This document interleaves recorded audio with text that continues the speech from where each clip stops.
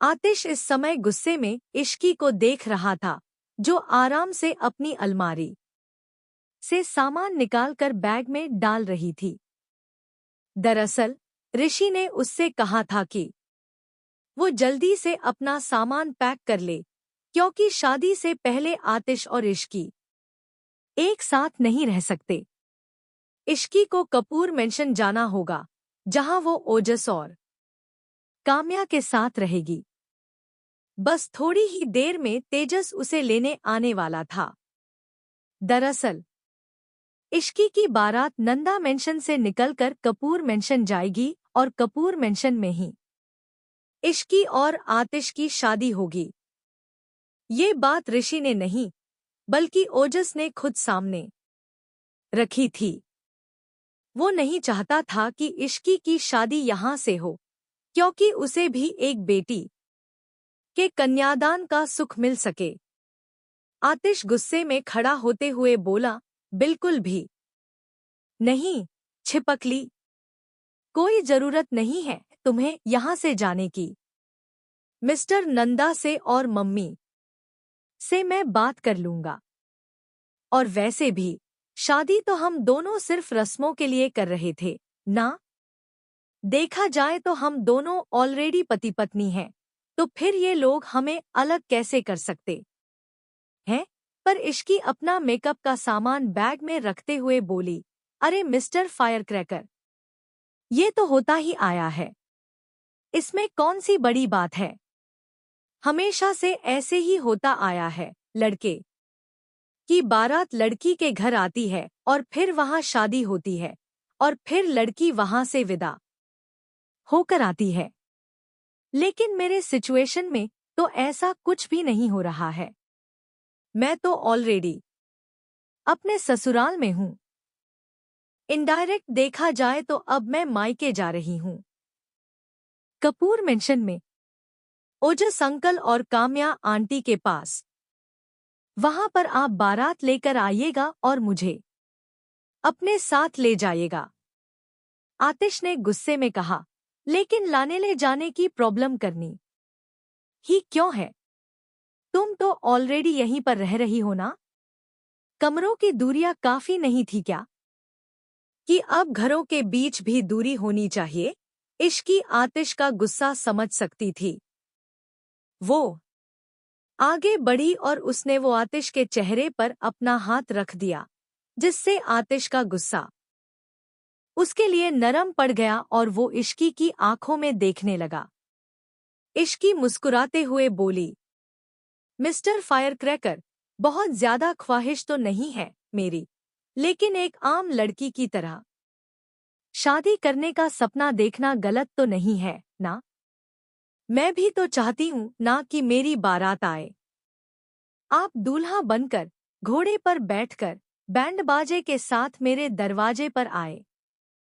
दोस्त यार, रिश्तेदार सब आपकी बारात के सामने नाचते हुए आएंगे और उसके बाद जब मैं वरमाला के लिए एंट्री करूंगी तो मेरे सैया सुपरस्टार गाने पर नाचते हुए आऊंगी। आतिश उसकी आंखों में देख रहा था। इश्की ये सब कहते हुए कितनी एक्साइटेड लग रही थी। इश्की ने मुस्कुराते हुए कहा, बहुत ज्यादा मांग लिया है क्या मैंने, मिस्टर फायरक्रैकर? क्या एक आम लड़की की तरह नॉर्मल शादी करने का हक भी नहीं है मुझे? और फिर कौन सा बहुत दिनों के लिए दूर रहना है, सिर्फ एक हफ्ते की बात है। आज आप मुझसे एक हफ्ते दूर नहीं रह सकते? जरा सोचिए, इतने साल आपके सामने रहकर भी मैं आपसे दूर रही हूं। आतिश के होठों के किनारे हल्के से मुड़ गए। उसने इश्की का हाथ अपने गालों से हटाया और अपने दोनों हाथों में दबाते हुए बोला, तो इतने सालों का बदला ले रही हो तुम मुझसे, छिपकली? चलो ठीक है, तुम्हारे लिए ये भी सही। लेकिन जितना इतने साल मुझसे दूर रहकर तुम नहीं तड़पी होगी, उतना एक हफ्ता तुमसे दूर रहकर मैं तड़प कर घायल हो जाऊंगा। उसके बाद देखना, शादी करके जब तुम्हें अपने कमरे में लेकर आऊंगा ना, तो अपनी सारी तड़प तुम पर कैसे निकालता हूँ। इश्की का चेहरा लाल हो गया और उसकी पलकें झुक गईं। आतिश के चेहरे पर मुस्कान आ गई और उसने आगे बढ़कर इश्की का माथा चूम लिया। अगर इश्की की ख्वाहिश एक नॉर्मल तरीके से शादी करने की है, तो आतिश अपनी छिपकली के लिए कुछ भी कर सकता है। फिर बारात लाना कौन सी बड़ी बात है। उसने जल्दी से कहा, अच्छा बताओ, तुम्हारा कौन सा सामान रह गया है। मैं तुम्हारी पैकिंग में हेल्प करता हूँ। फिर तेजस आ जाएगा तुम्हें लेने। इश्की ने सूटकेस की तरफ देखते हुए कहा, वैसे तो सब कुछ तैयार है, बस मेरा शैम्पू कंडीशन रह गया है, मैं वो लेकर आती हूँ। इतना कहकर वो वॉशरूम की तरफ चली गई। थोड़ी देर बाद जब वो आई, तो उसके हाथ में शैम्पू, कंडीशन और उसका टूथपेस्ट था, लेकिन टूथब्रश नहीं था। उसने सारा सामान बैग में रखते हुए कहा, मिस्टर फायरक्रैकर, मेरा टूथब्रश नहीं मिल रहा है। आतिश उसके शैम्पू कंडीशन को बैग के एक किनारे पर रखते हुए बोला, नहीं मिल रहा है तो कोई बात नहीं, कपूर मेंशन पहुंचकर दूसरा ले लेना। पर इश्की ने मुंह बनाते हुए कहा, नहीं, वो मेरा फेवरेट टूथब्रश है, उसमें पिकाचू बना हुआ है, मुझे वही वाला चाहिए। पर मुझे याद नहीं आ रहा है कि वो है कहाँ। होना तो बाथरूम में ही चाहिए था। ऐसा कहते हुए वो कुछ सोचने लगी। फिर उसे कुछ याद आया। वो एकदम से अपनी आंखें बड़ी करते हुए सिर उठाकर बोली, वो तो आपके बाथरूम में है। आतिश ने हैरानी से पूछा, तुम्हारा टूथब्रश मेरे कमरे में क्या कर रहा है। इश्की मुस्कुराते हुए बोली, अरे वो सुबह में ब्रश करते करते आपके कमरे में चली गई। मुझे लगा आप अभी तक सो रहे होंगे, लेकिन आपको वहां नहीं देखकर मैं परेशान हो गई। फिर मैंने सोचा कि बस मुंह धोने के लिए अपने कमरे तक कौन वापस आएगा, तो मैं आपके बाथरूम में जाकर मुंह धो लिया और ब्रश को वहीं छोड़ दिया। ठीक है, मैं लेकर आता हूँ। पर इश्की ने कहा, नहीं, मैं लेकर आती हूँ। मुझे एक और सामान है जो आपके कमरे से लाना है। आप यहीं रहिए, मैं अभी आती हूँ। इतना कहकर वो तुरंत भाग गई। उसे ऐसे जाता देख वो हैरान रह गया, इसे और क्या लाना है। इश्की आतिश के कमरे में गई और सीधे उसके साइड टेबल पर रखा हुआ उसका और अपना वो कपल फोटो फ्रेम उठा लिया। उसके बाद वो भागते हुए बाथरूम में गई, जहां उसने देखा कि उसका पिकाचू वाला ब्रश वहीं पर रखा हुआ है, जो शायद सर्वेंट ने आतिश के सामानों के साथ रख दिया था। इश्की जल्दबाजी में थी। उसने तुरंत ब्रश उठाया और एकदम से पलटी, पर तभी ब्रश के साथ साथ कोई और सामान भी टकराकर नीचे जमीन पर गिर पड़ा, जिसे देखकर इश्की की आंखें एकदम बड़ी हो गईं। उसने पलटकर देखा तो वो घबरा गई। ये कुछ और नहीं बल्कि आतिश का शेविंग ट्रिमर था, वो मशीन जिससे आतिश अपनी दाढ़ी के बालों को शेप किया करता था। इश्की के जल्दबाजी में ब्रश उठाने के चक्कर में वो शेविंग किट भी जमीन पर गिर गई और वो 3-4 टुकड़ों में टूट गई थी, जिसे देखकर इश्की घबरा गई। उसने जल्दी से उसे उठाया और वापस से जॉइन करने की कोशिश की, लेकिन अब वो पूरी तरह से टूट चुकी थी और जॉइन नहीं हो रही थी, जिसे देखकर इश्की डर गई। अगर आतिश को ये पता चल गया तो कहीं वो उसे डांटे ना, और ये मशीन खराब हो गई है तो अब आतिश अपनी शेविंग कैसे करेगा। थोड़ी देर बाद तेजस इश्की को लेने नंदा मेंशन आ चुका था। इश्की का सामान गाड़ी में रखवाया जा चुका था और इश्की हाल में सबसे मिल रही थी। उसने आराध्या और ऋषि का आशीर्वाद लिया और आराध्या के गले लगकर उनके पास ही खड़ा था। जैसे ही आराध्या से गले मिलकर इश्की अलग होती है, आतिश ने उसका हाथ पकड़ते हुए कहा, चलो मैं बाहर गाड़ी तक छोड़ देता हूँ। वो इश्की का हाथ पकड़ते हुए उसे बाहर तक लेकर आता है।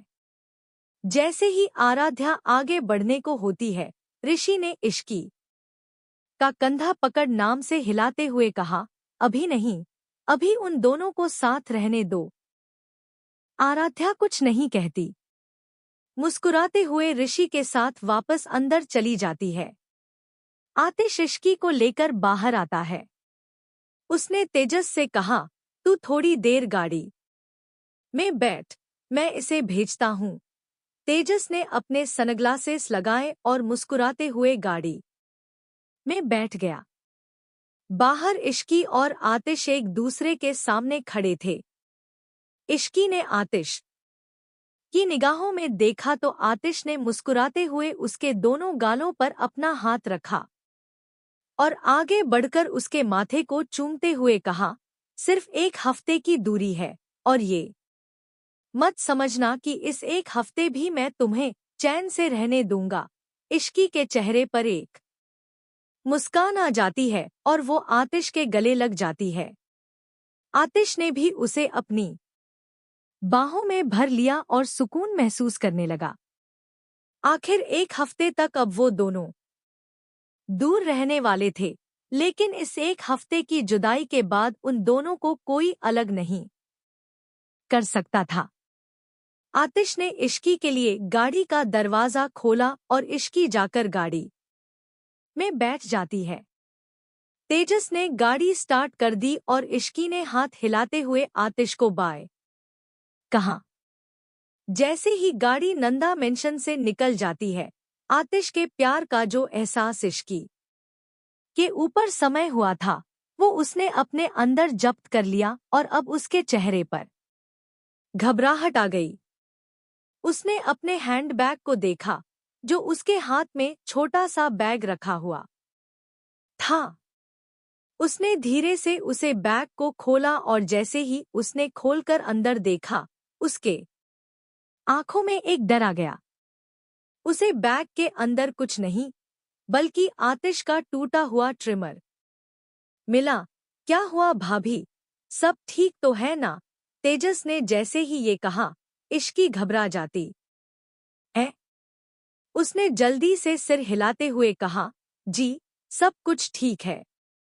उसके बाद इश्की अपना चेहरा खिड़की की तरफ करती है और अपने मन में रोते हुए कहती है, अभी तो सब कुछ ठीक है तेजस भैया। खराब तो तब होगा जब मिस्टर फायरक्रैकर अपने वॉशरूम में जाकर शेविंग करने के लिए अपना ट्रिमर ढूंढेंगे, और जब वो नहीं मिलेगा तो वो मुझ पर गुस्सा होंगे।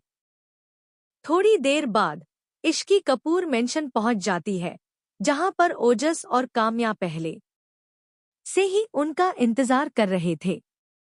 जैसे ही इश्की वहां पहुंचती है, काम्या जल्दी से उसके पास आती है और उसे गले लगाते हुए कहती है, आ गई, मैं कब से तुम्हारा इंतजार कर रही थी। इश्की मुस्कुराते हुए उन दोनों को देखती है।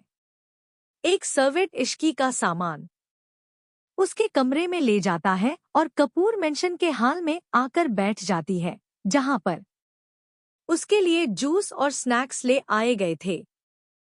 वो जूस पी रही थी, लेकिन उसके मन में अभी भी आतिश के ट्रिमर का ही ख्याल था।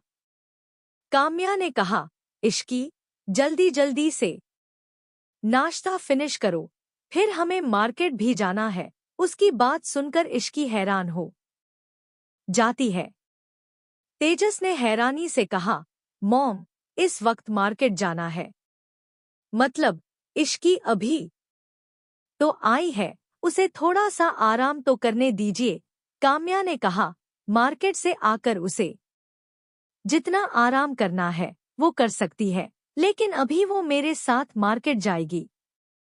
तुम लोगों को क्या पता शादी वाले घर में कितने फंक्शंस होते हैं, कितनी तैयारी होती है। ऊपर से सिर्फ एक हफ्ता रह गया है और हमने तो कुछ शुरू भी नहीं किया है। इसके अलावा हम लड़की वाले हैं, हमारे पास काम ज्यादा है। मुझे अभी से इश्की के ब्राइडल के लिए पार्लर बुक करना होगा। लहंगे का डिजाइन भी सेलेक्ट नहीं हुआ है, डिजाइनर के पास भी जाना है और फिर इश्की की ज्वेलरी, बहुत सारी चीजें पेंडिंग हैं। मैं कोई भी कमी नहीं रखना चाहती ताकि कोई ये न कहे कि देखो कम समय था इसीलिए ये सब चीज छूट गई। मैं चाहती हूँ सब कुछ परफेक्ट हो, इसलिए मैंने लिस्ट बना रखी है। एक बार इश्की को तैयार करने का काम खत्म हो जाए तो फिर आराम से बाकी चीजों के ऊपर ध्यान दिया जा सकता है। उसकी बात सुनकर ओजस ने कहा, हाँ तुम सही कह रही हो। इश्की का काम तुम पहले खत्म कर लो। डिजाइनर से बात करके इश्की के लिए एक डिजाइनर लहंगा रेडी करवा लो और इश्की के लिए शहर का सबसे अच्छा मेकअप स्टूडियो बुक करना और ज्वेलरी वो डायमंड की ही होनी चाहिए। बाकी कैटरिंग और वेडिंग प्लानिंग वो मैं और तेजस देख लेंगे। इश्की को ये सुनकर बहुत अच्छा लग रहा था। कोई उसकी शादी की तैयारी कर रहा था, वो भी इतने दिल से। इश्की को आज अपने घर का एहसास हो रहा था और इस दुनिया में उसके भी अपने हैं, इस बात का एहसास हो रहा था। थोड़ी देर बाद वो काम्या के साथ शॉपिंग के लिए चली जाती है, लेकिन रह रहकर उसके दिमाग में आतिश के ट्रिमर वाली बात ही आ रही थी। जैसे ही वे लोग मॉल में पहुंचते हैं, काम्या ने कहा, इश्की बेटा, मैंने डिजाइनर से बात कर ली है। वो तुम्हारे लिए डिजाइनर लहंगा निकाल कर रखेगा। तुम्हें और कुछ चाहिए तो तुम देख सकती हो। इश्की ने मुस्कुराते हुए सिर हिलाया। यहाँ आने से पहले ऋषि और आराध्या ने उसे कुछ कैश दिया था और आतिश ने अपना गोल्ड कार्ड दे दिया था, जो अब इश्की के पास ही था। इश्की एक दूसरे सेक्शन में चली जाती है और वहां पर चीजें देखने लगती है, जबकि काम्या दूसरे चीजों को देख रही थी जो उसने लिस्ट बनाई थी। उसके हिसाब से शादी में इस्तेमाल होने वाली छोटी बड़ी सभी चीजें वो वहां पर देख रही थी। सामान को देखते देखते इश्की आगे चली जाती है, जहां पर मेंस ग्रूमिंग का सामान रखा था और वहीं पर उसे एक ब्रांड न्यू ट्रिमर नजर आता है, जिसे देखकर उसकी आंखों में एकदम से चमक आ जाती है। आज सुबह ही उसने आतिश का ट्रिमर तोड़ दिया था, इसलिए वो जल्दी से उस जगह पर जाती है और वो ब्रांड न्यू ट्रिमर देखा तो उसे खरीदने से पहले उसने एक बार भी नहीं सोचा। उसने उसे ट्रिमर को बहुत अच्छे से गिफ्ट रैप करवाया और उसे अपने पास रख लिया। उसने आतिश का ट्रिमर तोड़ दिया था, इसलिए वो एक नया ट्रिमर उसे गिफ्ट करने का सोच रही थी।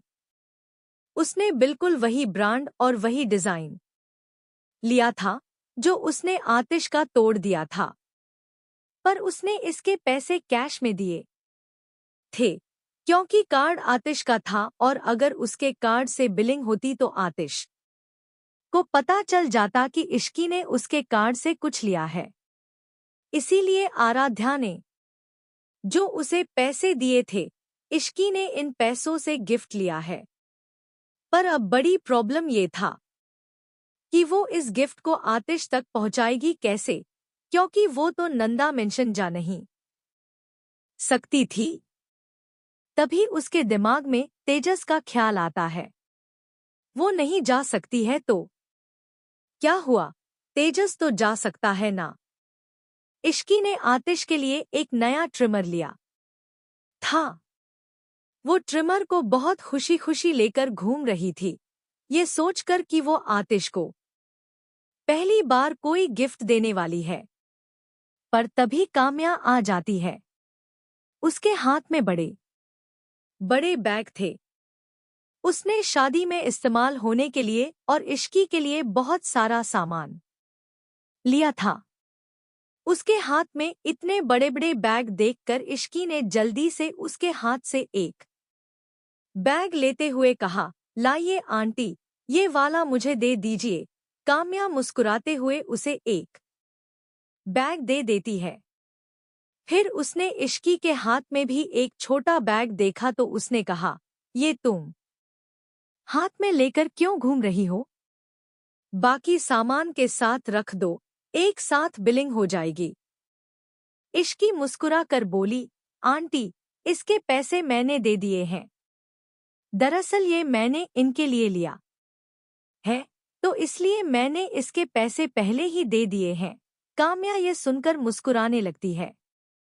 उसने कहा, कोई बात नहीं, लेकिन इसे हाथ में लेकर घूमोगी थोड़ी ना? बाकी सामान के साथ रख दो, जाएगा तो ये भी घर ही। इश्की ने वो गिफ्ट बाकी सामानों के साथ रख दिया।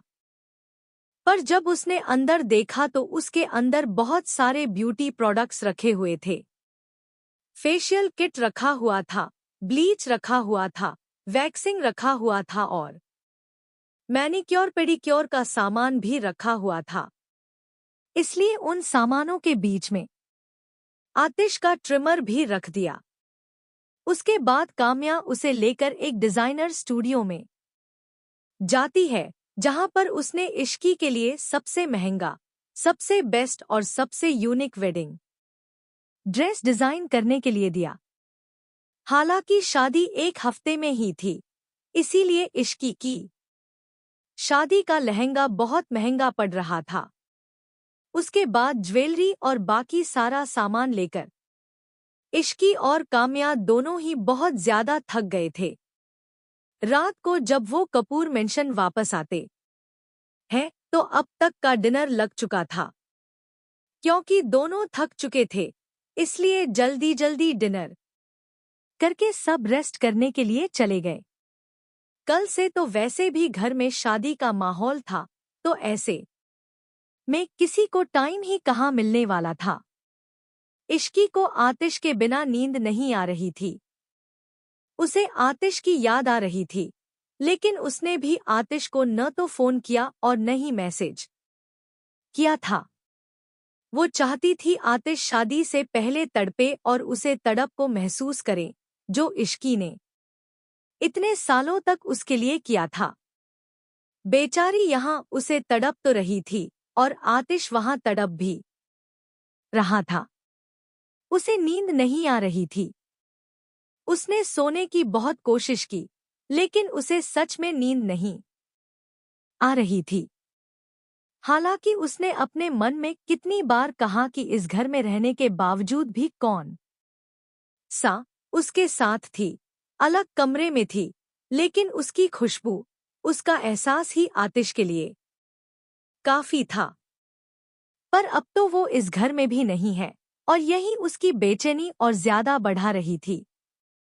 वो जल्द से जल्द बस इस एक हफ्ते के पूरा होने का इंतजार कर रहा था। उसने खुद नहीं सोचा था कि जिस पागल लड़की से पीछा छुड़ाने के लिए वो इतना भागता था, आज वही लड़की उसकी नींद उड़ा चुकी है। जैसे तैसे करके आखिरकार सुबह की घड़ी में आतिश की आंख लगती है। और वहीं दूसरी तरफ कपूर मेंशन में भी सुबह सब लोग ब्रेकफास्ट कर रहे थे, क्योंकि दोपहर तक वेडिंग प्लानर आने वाले थे और बाकी सबकी बुकिंग भी आज ही करवानी थी। इश्की जब नीचे आती है तो उसने एक बैग सामने देखा जो कि तेजस के पास था। काम्या उसे बैग में कुछ सामान रखते हुए कहती है, वहां जाकर सब कुछ मत भूल जाना, और अगर फोन करूं तो जल्द से जल्द वापस आना। ये मत भूलो कि शादी सिर्फ तुम्हारे दोस्त की ही नहीं है, बल्कि इश्की की भी है। तेजस अपना सामान बैग में रखते हुए मुस्कुराकर कहता है, जी मॉम, मैं समझ गया। आप फिक्र मत कीजिए। जैसा आपने कहा है, मैं बिल्कुल वही करूंगा। मेरा फोन हमेशा चालू रहेगा। आपको जब भी मेरी जरूरत पड़े, एक फोन कर दीजिएगा।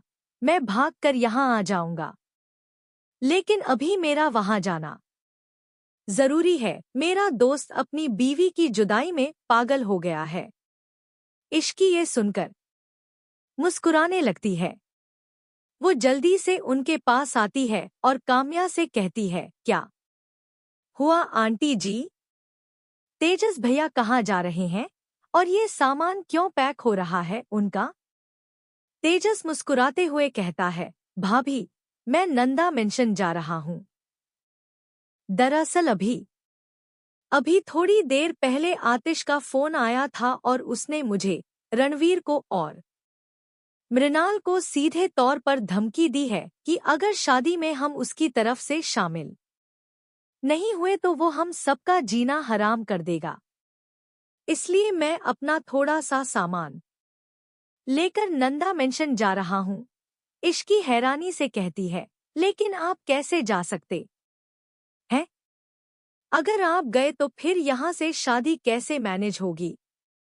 आप तो लड़की वाले हैं ना, यहाँ से तैयारी करेंगे। उसकी बात पर काम्या और तेजस दोनों मुस्कुराने लगते हैं। तेजस बोला, भाभी, फिक्र क्यों कर रही हैं? मैं लड़की वाला और लड़के वाला दोनों हूँ। फिलहाल के लिए मुझे मेरे दोस्त के पास जाना होगा, क्योंकि आपकी याद में तड़प तड़प कर वो कल रात सोया नहीं। अगर ऐसा ही रहा तो शादी वाले दिन आपको अपने दूल्हे की आंखों के नीचे डार्क सर्कल मिलेंगे। इसलिए मुझे वहां जाने दीजिए। पर डोंट वरी, मैं यहां भी रहूंगा। जिस दिन बारात आएगी, उस दिन मैं यहां पर आपके साथ मौजूद रहूंगा। इश्की ये सुनकर मुस्कुराने लगती है। लेकिन फिर तभी उसे कुछ याद आता है। उसे आतिश के लिए जो गिफ्ट दिया था, वो भी आतिश तक पहुंचाना था। अब जब तेजस नंदा मेंशन जा ही रहा है तो उसने सोचा क्यों ना उसके हाथों ही ये गिफ्ट भिजवा दे। उसने एकदम से कहा, तेजस भैया, आप मेरा एक काम करेंगे?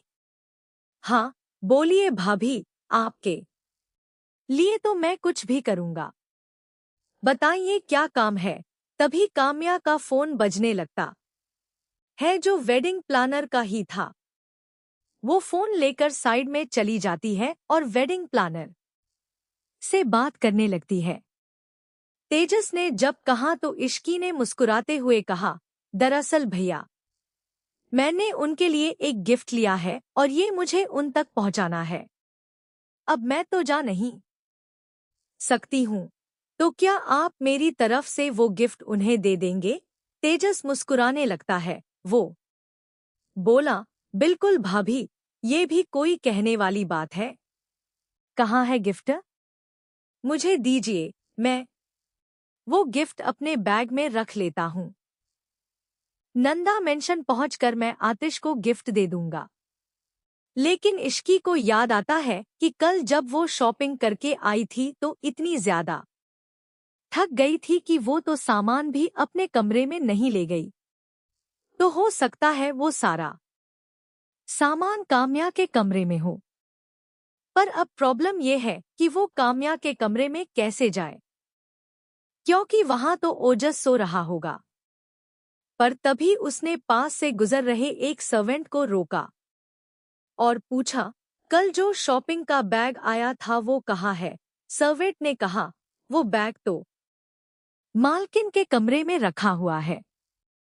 इश्की जल्दी से बोली, अच्छा, उस बैग में से मुझे एक सामान निकालना है। बैग के अंदर एक छोटा बॉक्स रखा होगा पेपर बैग में, वो मुझे चाहिए। सर्वेंट बोला, ठीक है, मैं अभी लेकर आता हूँ। और ये बोलकर वो कमरे में चला जाता है। तभी काम्या उसके पास आती है और उसने इश्की का हाथ पकड़ते हुए कहा, इश्की, तुम मेरे साथ स्टोर रूम में चलो। वहां से मुझे कुछ सामान निकालने हैं। ढोलक और भी कुछ सामान है जो कि स्टोर में रखा हुआ है। चलो उसे निकालने में मेरी मदद करो। इश्की हैरानी से तेजस को देखती है तो तेजस ने मुस्कुराते हुए कहा, आप जाइए, मैं आपका सामान पहुंचा दूंगा। इश्की ने मुस्कुराते हुए हाँ में सिर हिलाया और वो काम्या के साथ स्टोर में चली जाती है। वहीं सर्वेंट जब काम्या के कमरे में पहुंचता है तो ओजस अपने बेड पर नहीं था, वो वॉशरूम में था। लेकिन शॉपिंग का बैग टेबल पर रखा हुआ था। उसने जाकर बैग के अंदर ढूंढना शुरू किया कि इश्की क्या मांग रही होगी। सारा सामान बहुत ज्यादा उथल-पुथल हो चुका था, जिसकी वजह से सारा सामान एक से दूसरे में मिक्स हो गया था। सर्वेंट ने एक बैग के अंदर एक छोटा सा अलग बैग देखा तो उसे अपने हाथ में लेता है और उसे लेकर बाहर आ जाता है, क्योंकि यही एक बैग था जो अलग था।